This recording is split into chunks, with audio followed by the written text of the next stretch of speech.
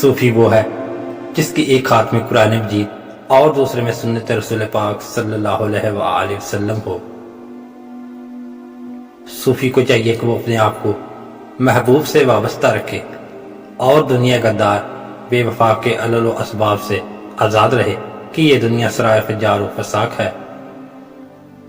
ہمیشہ یاد رکھو کہ درویش کا درجہ راہ مولا میں بہت بڑا ہے اور درویش کے لیے اس راستے میں بڑے خطرات ہیں۔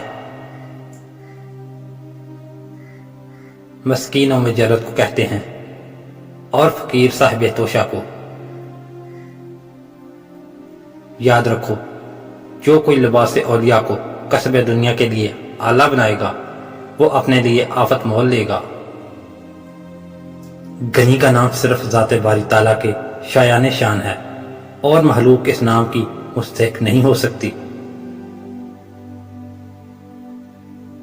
علم بہت ہیں اور انسانی عمر تھوڑی ہے، اس لیے تمام علوم کا سیکھنا انسان پر فرض نہیں، اس حد تک ضروری ہے کہ جس سے عمل درست ہو جائے۔ غافل عمرہ، کاہل فقراء، جاہل درویشوں کی صحبت سے پرہیز کرنا عبادت ہے۔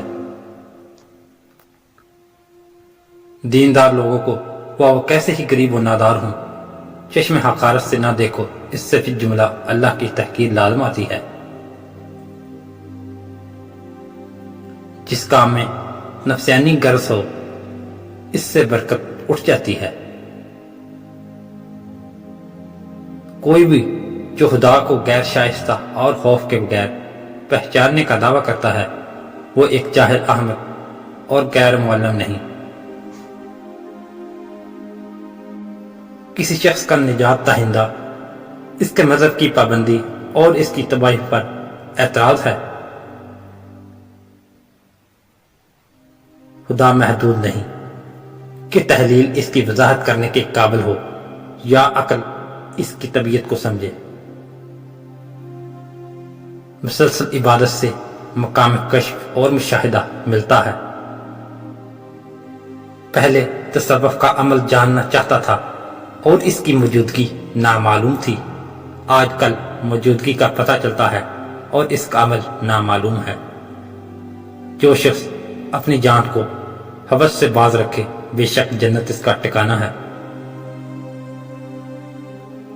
سارے ملک کا بگاڑ تین گروہوں کے بگڑنے پر ہے، حکمراں جب بے علم ہوں، عالم جب بے عمل ہوں اور فقراء جب بے توکل ہوں۔ رضا کی دو قسمیں ہیں، خدا کے بندے سے راضی ہونا اور بندے کا خدا سے راضی ہونا۔